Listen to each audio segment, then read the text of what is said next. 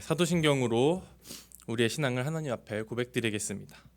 전능하사 천지를 만드신 하나님 아버지를 내가 믿사오며 그 외아들 우리 주 예수 그리스도를 믿사오니 이는 성령으로 잉태하사 동정녀 마리아에게 나시고 본디오 빌라도에게 고난을 받으사 십자가에 못 박혀 죽으시고 장사한 지 사흘 만에 죽은 자 가운데서 다시 살아나시며 하늘에 오르사 전능하신 하나님 우편에 앉아 계시다가 저리로서 산자와 죽은 자를 심판하러 오시리라. 성령을 믿사오며 거룩한 공예와 성도가 서로 교통하는 것과 죄를 사하여 주시는 것과 몸이 다시 사는 것과 영원히 사는 것을 믿사옵나이다. 아멘. 찬송가 337장 함께 고백하시겠습니다.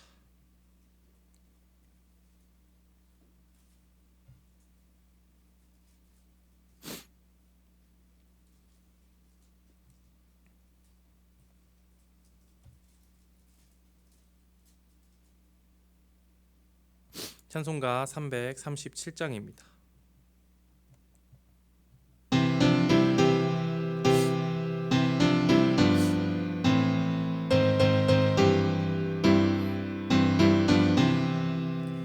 내 모든 시험 무거운 짐을 주 예수 앞에 아뢰이면 근심에 쌓인 날 돌아보사 내 근심 모두 맡으시네.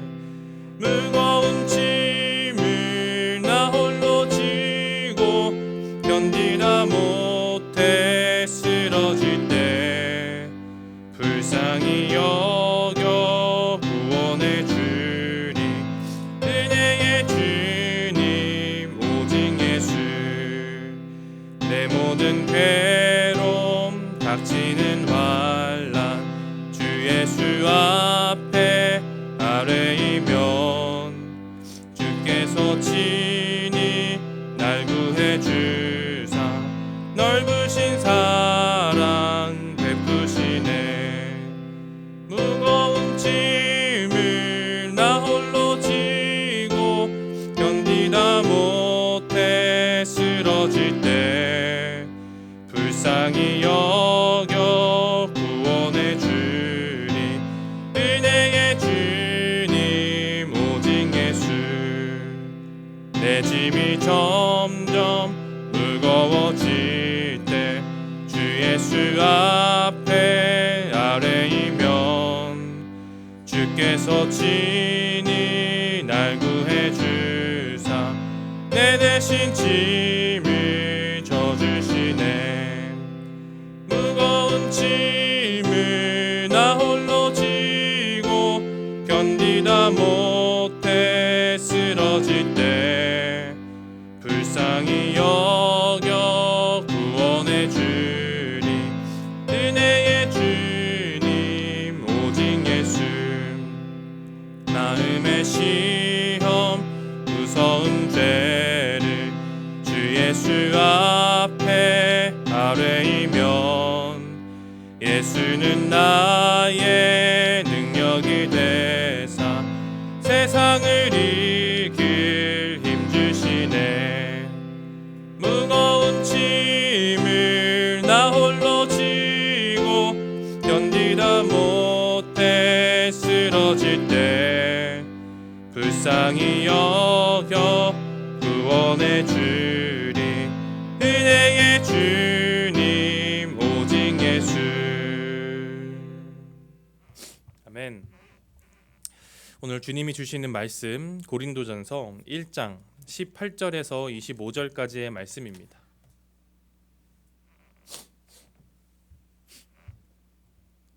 고린도전서 1장 18절에서 25절까지의 말씀 신약성경 250페이지에 있습니다. 우리 큰 소리로 함께 읽겠습니다. 십자가의 말씀이 멸망할 자들에게는 어리석은 것이지만 구원을 받는 사람인 우리에게는 하나님의 능력입니다. 성경에 기록하기를 내가 지혜로운 자들의 지혜를 멸하고 총명한 자들의 총명을 패할 것이다 하였습니다. 현자가 어디에 있습니까? 학자가 어디에 있습니까? 이 세상의 변론가가 어디에 있습니까? 하나님께서는 이 세상의 지혜를 어리석게 하신 것이 아닙니까? 이 세상은 그 지혜로 하나님을 알지 못하였습니다. 하나님의 지혜가 그렇게 되도록 한 것입니다. 하나님께서는 어리석게 들리는 설교를 통하여 믿는 사람들을 구원하시기를 기뻐하신 것입니다.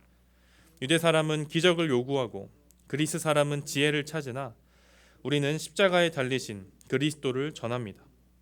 그리스도가 십자가에 달리셨다는 것은 유대 사람에게는 거리낌이고 이방 사람에게는 어리석은 일입니다. 그러나 부르심을 받은 사람에게는 유대 사람에게나 그리스 사람에게나 이 그리스도는 하나님의 능력이요 하나님의 지혜입니다. 하나님의 어리석음이 사람의 지혜보다 더 지혜롭고 하나님의 약함이 사람의 강함보다 더 강합니다. 아멘.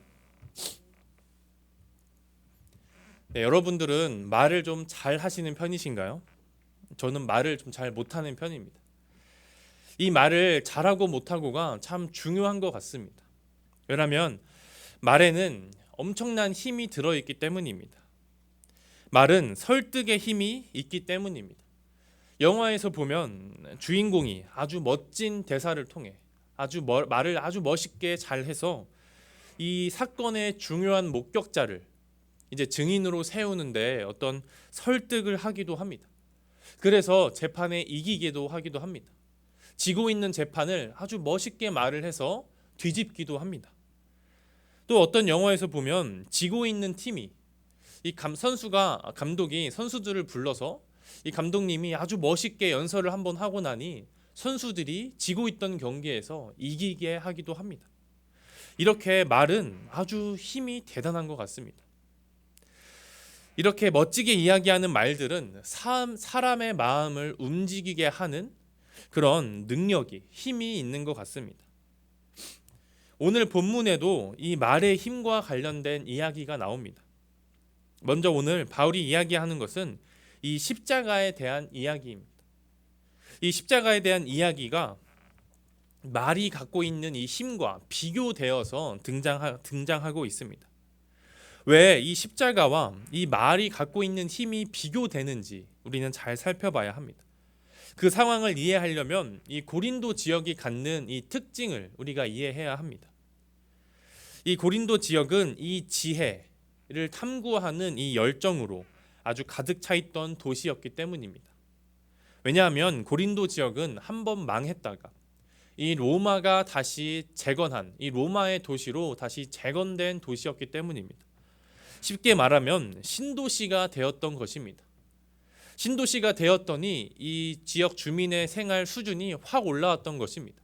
옛날에는 그냥 그저 그런 도시였다면 지금은 로마의 도시로 가장 문명이 발달하고 가장 문화가 발달한 도시가 되었다는 것입니다. 그래서 이 지역 사람들은 자부심이 아주 가득했습니다. 그래서 사람들이 이 지혜를 탐구하는 이 로마의 신도시다운 그 지혜를 갖기를 원했습니다. 그래서 사람들은 이 지혜에 대한 탐구와 열정이 가득했던 것입니다. 그런데 이 당시의 지혜라고 한다면 말을 잘하는 것이었습니다. 자칭 지혜롭다고 말하는 이 소피스트들이 하는 이야기들은, 가르침은 말을 잘하는 법이었습니다. 어떻게 하면 이 대화에서 지지 않을 수 있는지, 어떻게 하면 이 대화에서 상대방을 설득할 수 있는지, 어떻게 하면 말을 더 아름답게 잘 포장할 수 있는지, 이런 것들을 탐구하고 공부하는 것이 당시의 지혜자들이 공부하고 가르치던 내용이었다는 것입니다. 그래서 가장 멋있게 포장하고 누구도 반박하지 못하게 만드는 이 말, 상대방을 설득하는 말이 곧 지혜였습니다. 바울도 이 지역의 특징을 잘 알고 있었습니다. 고린도 사람들이 얼마나 이 지혜를 원하는지 알고 있었습니다. 그래서 지혜가 무엇인지도 잘 알고 있었습니다. 바로 말을 잘하는 것, 상대방을 잘 설득하는 것, 상대방에게 약점을 쥐어잡히지 않는 그런 대화를 하는 것이 곧 지혜였다는 것을 알고 있었습니다. 그런데 오늘 문제가 되는 바로 이 상황은 바울이 전하고 있는 복음 때문이었습니다. 십자가에 달리신 그리스도를 전합니다. 십자가에 달리신 예수 그리스도를 따르십시오. 그분이 우리의 구원자입니다. 라고 복음을 전한 이 말 때문이라는 겁니다. 바울이 이렇게 이야기할 때 바울 자신은 고린도 지역 사람들이 자신을 어떻게 생각할지 잘 알고 있었습니다. 여러분, 지혜를 가장 탐구하던 이 고린도 지역이, 이 무언가가 가장 아름답고 고귀한 것을 탐구하던 이 고린도 지역 사람들에게 이 십자가에 달리신 그리스도를 믿으십시오라고 하는 말은 가장 인간이 생각해낼 수 있는 것 중에 가장 지혜롭지 못한 말, 가장 어리석은 말, 가장 정신 나간 이야기였기 때문입니다. 가장 고급스럽게 포장되어야 하고 가장 아름다워야 하고 가장 고귀해야 하는, 또 가장 지혜로워야 할 이 구원자의 모습이 고작 로마에 의해 십자가형을 당해 죽은 어느 범죄자에 대한 이야기였기 때문입니다. 바울은 자신이 전하는 이야기를 사람들이 어떻게 받아들이고 있을지 잘 알고 있었습니다. 그래서 바울은 18절에 이렇게 고백하며 시작합니다. 십자가의 말씀이 멸망할 자들에게는 어리석은 것이지만 구원을 받는 사람인 우리에게는 하나님의 능력입니다. 이 말씀이 이 하나님을 믿지 않는 사람들에게 얼마나 이 어리석은 말로 들릴지 바울은 잘 알고 있었다는 것입니다. 그 누구도 범죄자의 모습으로 죽어갔던 이 구원자의 모습을 아무도 기대하지 않았기 때문입니다. 이 유대인들에게도 이 메시아는 로마를 이기고 이 정치 권력 세력들을 모두 무너뜨리고 이스라엘을 다시 일으킬 그 메시아만 생각하고 있었지, 이 십자가에서 죽은 십자가형을 당하는 메시아는 아무도 원하지 않았기 때문입니다. 그래서 유대인에게도 이방인에게도 이 십자가에 달리신 그리스도는 너무나 어리석은 이야기였다는 것입니다. 그런데 바울이 선택한 방법은 무엇일까요? 이 사람들이 어리석게 생각할 이 그리스도를 어떻게 전할지 바울은 전략을 선택해야 했습니다. 우리였으면 사람들이 좋아할 만한 그런 이야기들로, 사람들이 좋아해 줄 만한 그런 방법으로 이 그리스도의 이야기를 포장하고 또 더 지혜로워 보이는, 고귀해 보이는 말들로 어떻게든 포장했을 것입니다. 그런데 바울이 선택한 방법은 바로 이것이었다는 것입니다. 21절에서 23절의 말씀입니다. 제가 한번 읽어보겠습니다. 이 세상은 그 지혜로 하나님을 알지 못하였습니다. 하나님의 지혜가 그렇게 되도록 한 것입니다. 하나님께서는 어리석게 들리는 설교를 통하여 믿는 사람들을 구원하시기를 기뻐하신 것입니다. 유대 사람은 기적을 요구하고 그리스 사람은 지혜를 찾으나 우리는 십자가에 달리신 그리스도를 전합니다. 아멘. 바울은 예수님의 복음에 대해 어떠한 포장도 하지 않았습니다. 사람들이 잘 받아들일 수 있는 이 지혜의 화법으로 이 그리스도의 복음을 포장하지 않았습니다. 왜냐하면 하나님의 사건은, 예수 그리스도의 복음은 이 세상의 지혜로 이해되거나 포장될 수 있는 것이 아니었기 때문입니다. 바울은 그렇기 때문에 오히려 있는 그대로의 예수 그리스도의 복음을 전했습니다. 그저 선언했습니다. 우리는 십자가에 달리신 그리스도를 전합니다. 이렇게 십자가에 달리신 예수 그리스도의 복음을 있는 그대로 전했던 것입니다. 사람들이 듣고 싶어하는 메시아의 이야기로, 사람들이 좋아하는 고귀하고 지혜로운 말로 포장하지 않았다라는 것입니다. 예수님에 대한 설교가 재밌어서, 예수님에 대한 설교가 멋있어서 예수님의 복음을 받아들이도록 하지 않았다는 것입니다. 당시 사람들이 이야기하던 그 지혜의 화법으로 설교하지 않았다는 것입니다. 그저 있는 그대로 십자가에 달리신 예수 그리스도를 믿으십시오 라고 전했다는 것입니다. 바울은 알고 있습니다. 복음의 이야기는 예수님이 십자가에 처형당하여 우리를 구원하셨다는 이 말도 안 되는 사건을 그대로 전달하여서 이 십자가의 사건이, 이 십자가의 능력이 이 듣고 있는 사람들, 이 믿기로 작정한 사람들의 삶에 그대로 역사해야 함을 알고 있었다는 것입니다. 십자가의 이야기는 예수님의 복음은 그저 있는 그대로 이야기되는 것만으로도 이 인간이 갖고 있는 말의 힘과 이 지혜와는 전혀 다른 훨씬 더 뛰어난 능력을 갖고 있었기 때문입니다. 25절에 이렇게 고백합니다. 하나님의 어리석음이 사람의 지혜보다 더 지혜롭고 하나님의 약함이 사람의 강함보다 더 강합니다. 바울이 어떤 언변의 기구 없이 투박하게 그리스도의 복음을 전했던 것은 어쩌면 예수 그리스도의 복음 그 자체의 특징을 잘 보여줍니다. 예수님은 세상을 향해 매력적이고 아름다운 말씀을 전하러 오신 것이 아니라는 겁니다. 회당을 엎으셨던 예수님, 힘 있는 자들을 다그치셨던 예수님, 그리고 오히려 사람들에게 무시받고 하찮게 여겨졌던 그 사람들과 함께 친구가 되어주시고 그들과 함께 식사하셨던 모습, 그 모습을 우리는 보게 됩니다. 바울의 말도 세상을 향해 매력적이고 아름다운 언변으로 복음을 포장하지 않았다는 것입니다. 세상 사람들이 가장 하찮게 여길 만한 그 십자가를 전했다는 겁니다.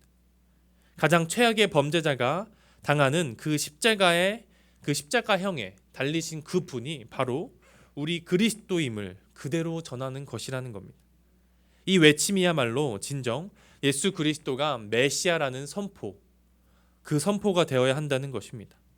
나를 세상의 권력자로 만들어줄 메시아가 아니라, 나를 세상의 부자로 만들어줄 메시아가 아니라, 우리가 생각하는 우리의 지혜로 무장되어 있는 그 구원자가 아니라 십자가에 달려 비참한 죽음으로 세상을 구원하신 이 예수님이야말로 우리의 메시아라는 참된 복음이자 선포를 바울은 오늘 하고 있는 것입니다. 그러니 십자가에 달리신 예수를 그대로 전하는 것이 너무나 중요하다는 겁니다. 우리의 이 믿음의 선포, 우리의 이 신앙의 선언은 예수 그리스도는 나를 부자로 만들어줄, 나를 최고로 만들어줄 메시아가 아니라 나를 위해 그 처참한 십자가를 지시고 그 형언할 수 없는 고통으로 죽으시며 결국 나를 구원하신 그 분이야말로 우리의 메시아라고 선포해야 하는 것입니다. 그렇게 선포할 때 그 미련해 보이는 십자가의 복음이, 그 미련해 보이는 십자가의 능력이 우리 삶 가운데 구원의 능력으로, 하나님의 능력으로 우리에게 임할 줄로 믿습니다. 사랑하는 성도 여러분, 우리 예수님이 보여주신 그 십자가를 우리의 입맛에 맞게 포장하지 마시기를 바랍니다. 세상의 복음을 전할 때에도 우리의 언어와 우리의 지혜로 이 억지로 포장하지 말아야 합니다. 가장 비참하고 가장 낮은 자리에서 태어나신 주님, 가장 낮은 자와 함께 하셨던 주님, 그리고 가장 비참한 곳에서 고통스럽게 죽으신 예수님이 우리의 구원자임을 선포하시기를 바랍니다. 그렇게 보여주신 삶이 정말 하나님의 능력이요 하나님의 지혜임을 함께 선포하시기를 바랍니다. 이 선포함이 있는 이 선언이 우리 삶 가운데 있을 때 우리 모두에게 인간의 강함보다도 더 강하시고 인간의 지혜보다도 더 지혜로우신 하나님의 능력이 우리의 삶 가운데 역사할 줄로 믿고 또 소망합니다. 함께 기도하겠습니다. 사랑의 주님, 감사합니다. 우리는 십자가에 달리신 그리스도를 우리의 구조로 함께 선포하고 선언합니다. 주님, 세상 사람들이 좋아하는 것으로 가득한 그 메시아의 모습이 아니라 오직 사랑으로 우리와 함께 하셨던, 그래서 가장 낮은 자리에서 우리와 함께 하셨던 그 예수님을 그리스도임을, 메시아임을 우리가 함께 선포합니다. 주님, 우리가 우리의 지혜와 우리가 생각하는 명예로 포장되는 그 구원자가 아니라 주님, 하나님의 어리석음이 우리의 지혜보다 더 지혜롭고 하나님의 약함이 우리의 강함보다 더 강한 그 십자가의 능력을 우리가 함께 선포하기를 원합니다. 우리가 십자가의 복음을 그렇게 받아들이고 믿고 나아갈 때, 그렇게 선포하고 나아갈 때 우리의 삶 가운데 진정 하나님의 역사하심이 가득할 줄로 믿습니다. 주님, 우리가 십자가의 복음을, 십자가의 길을 우리가 생각하고 포장하는 것이 아니라 있는 그대로 주님께서 보여주신 그 삶을 따라가도록 노력하고 다짐하고 선포하는 우리 모두가 되게 하여 주시옵소서. 그럴 때 주님, 오늘의 삶 가운데서, 우리의 인생 가운데서 주님, 그 놀라운 역사하심을, 그 놀라운 능력을 경험하게 하여 주시옵소서. 오늘 하루도 십자가의 길을 선포하고 십자가의 길을 걸어갈 우리 모두에게 주님 우리와 함께 하여 주시고 능력을 부어 주시옵소서. 오늘도 우리와 함께 하실 예수 그리스도 이름으로 기도드립니다. 아멘. 하늘에 계신 우리 아버지여, 이름이 거룩히 여김을 받으시오며 나라가 임하시오며 뜻이 하늘에서 이루어진 것 같이 땅에서도 이루어지이다. 오늘 우리에게 일용할 양식을 주시옵고 우리가 우리에게 죄 지은 자를 사하여 준 것 같이 우리 죄를 사하여 주시옵고 우리를 시험에 들게 하지 마시옵고 다만 악에서 구하시옵소서. 나라와 권세와 영광이 아버지께 영원히 있사옵나이다. 아멘.